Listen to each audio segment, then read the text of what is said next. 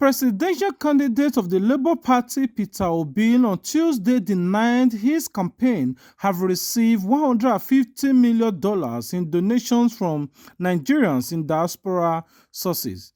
A group under the aegis of Tinubu Shettima Connect has urged the Independent National Electoral Commission's INEC to disqualify Obi over the alleged funding as it violates the Electoral Act. But speaking during a meeting with Nigeria in London, the former Anambra State governors and the presidential candidate of Labour Party, Peter Obi, said the allegations based on main speculations. "Nobody has given me anything," he said. "This is a speculation. What I need is not what they would give me, but what they would give Nigerians, because we need them to turn around Nigerian." However, he went further to say, "This is the kind of energy and the capacity that we need to turn Nigeria around. Every country that was turned around was done by the diaspora. Even in the Bible, Joseph, who left, later came back to feed his people." Details in the video.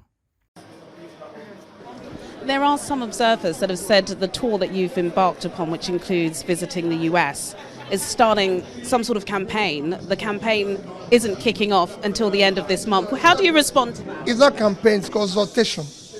I'm consulting Nigerian diasporans to know why they should be involved in the Nigerian electoral process.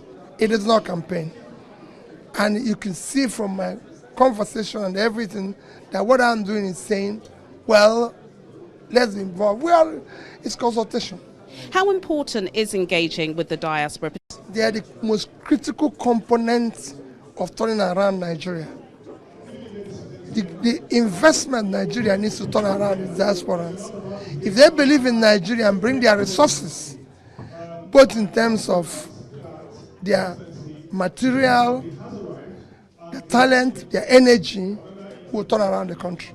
There are some suggestions that you've managed to raise a whopping $150 million from your diaspora supporters. Nobody has given me anything. That is speculation. What I need is not what they will give me, but what they will give Nigeria. Because we need them to turn around Nigeria. This is the energy, this is the capacity that we need to turn around Nigeria. Every country of the world that has turned around was done by their diasporans. Those, even in the Bible, it was just who left. But the other come back and feed these people. So that's what we're using.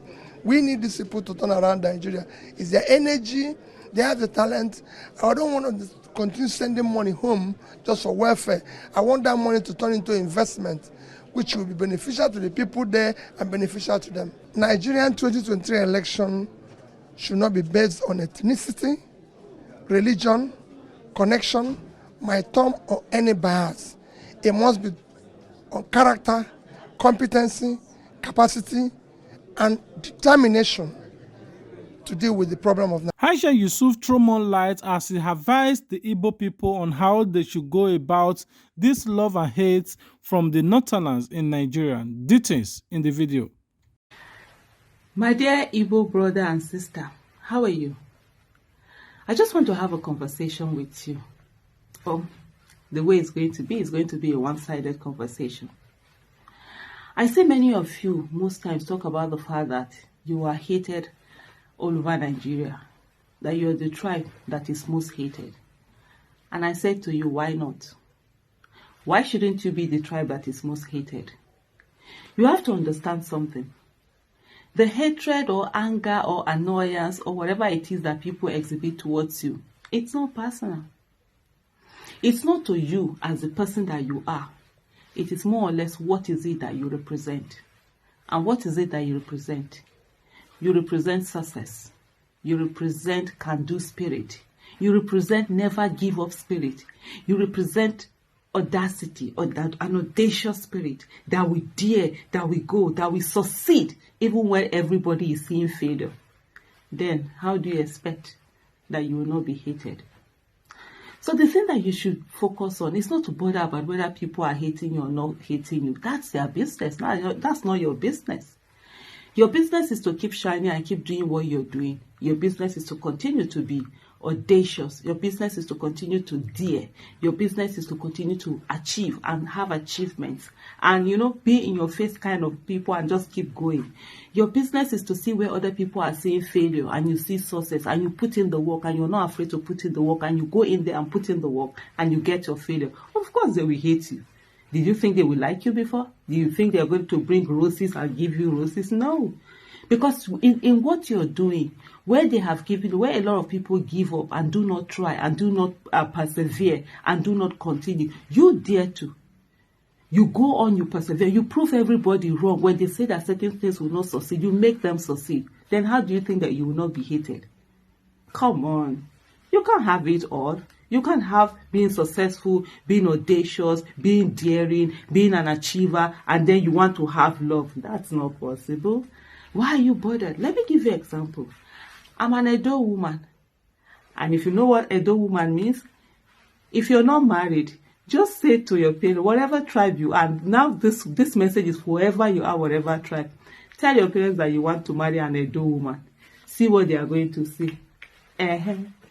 Do you think I go about caring why people feel that Edo women are like that? No, I don't.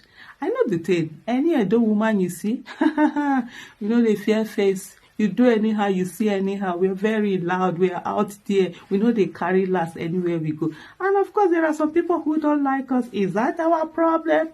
Heck no. It's not our problem. It's their problem who do not like us. Version. Most importantly, I will say to you, do not allow yourself to be disrespected in this country. Do not allow yourself to be marginalized. Stand your ground. And whoever it is that doesn't like you or they say you're too loud, they should wear earplugs. Thank you. And bye-bye. On the other hand, when the strike is over, a large numbers of our lecturers will migrate from this country, ASU President Professor Osudeke says after industrial court on Wednesday, September 21, ordered the striking lecturers to return to their classroom. Details in the video. Catastrophe of what has just happened today. It's a catastrophe. The last time this happened was during the military era. No, the catastrophe, I can assure you when this strike is over, a large number of our lecturers are going to migrate from this country. When you are using force to push your lecturer to class. I asked you a question yesterday. The way you are, Oshibaloye. If you go to a hospital and say, the doctor say, this place is not well, do it well. And the owner force the man say, you must go and treat this patient. Will you allow that doctor to treat you? The same thing with the lecturers. You are forcing your lecturer. First, you know what they did? First of all, they say if we owe them, if we don't pay them, they will come and beg us. And 7 months, it didn't work. I remember I was still alive. And then he went to court, want to force them. It's a catastrophe. No country that is thinking about the future of their children, thinking about the health of the education system, who believe in education, who believe in the future of this country, whose children are in those universities, we try that. Prof, what is the way out now? The way out of industrial dispute is to resolve it amicably as we are doing, and I must thank the Speaker of the House of Representatives, as we are doing with the House of Representatives. There are people who were elected by Nigerians across the country, not a minister appointed by one person. Say we are handling this issue, and the minister went to court. I want to force them back. The best way is to follow that path that the House of Representatives and the President of this country has taken. Let's resolve this problem. Well, to round it up, I want you guys to watch these videos of Apostle Johnson Suleman. I know it has no connection to what we have shown you since, but to me, I felt something very great watching these particular videos or preaching, let me say, and I decided to share it amongst my viewers so that anyone can also be touched the way I was while watching or listening to this particular sermon. Anyway, let me leave you guys until we meet again. Peace out. Life is going. Time is going. When will you manifest? You have one life to live, and that's the life of God. You have everything. But sir, no matter what we have, a day is coming. You end up in one place, they call it coffin. They call it caskets. It has no tire. It has no horn. It has no air conditioner. That's where they will drop you. That's if they like you. By then they carry you anyhow. You are driving a Jeep now. You have a Camry, a Toyota, a Corolla. But one day is coming. When you enter one thing, they fix you in there. It's called coffin. It's called the casket. At that day, while everybody is doing what they are doing, you're already giving account of how you have lived your life. If it was spending time doing makeup that took your attention from worship, if it was spending time on internet fraud, coffin, everybody will go there. Pastor will be there. Prophet will be there. Apostle will be there. Reverend will be there. Usher, protocol, everybody will be in that coffin. Not just coffin. They will lower the person. Put him here, he will be forgotten and never remembered. Put him here, in the next 6 months, termites and ants would have eaten his body. At that point in the coffin, what you will be remembered for are the things you did for God in your lifetime. How you registered your name on the sands of time. How you shook hell. How many souls became saved through you. Or how many souls you discouraged from going to church.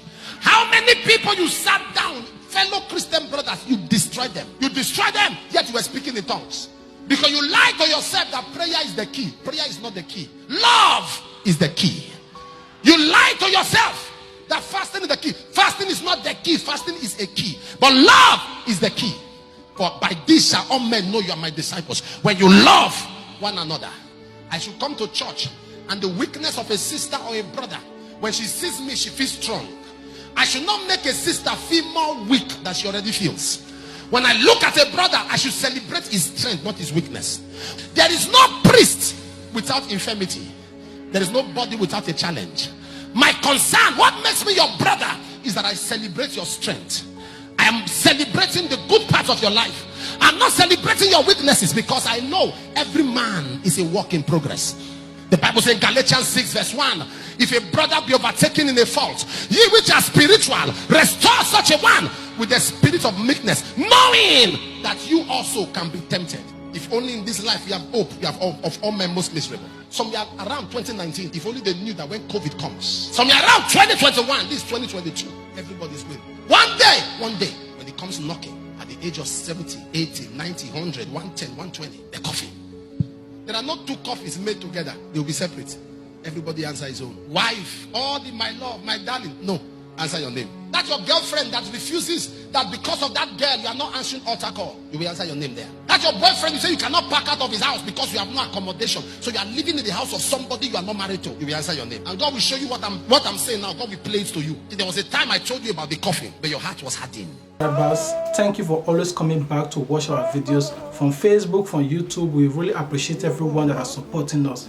If it's the first time of coming across our videos, why not take a moment of your time to visit our platform and follow us on Facebook and subscribe to our YouTube channel. This is the only way you can support us, by sharing and commenting and giving your view about these specific videos. Until we meet again, stay tuned with Plan B TV. Peace out.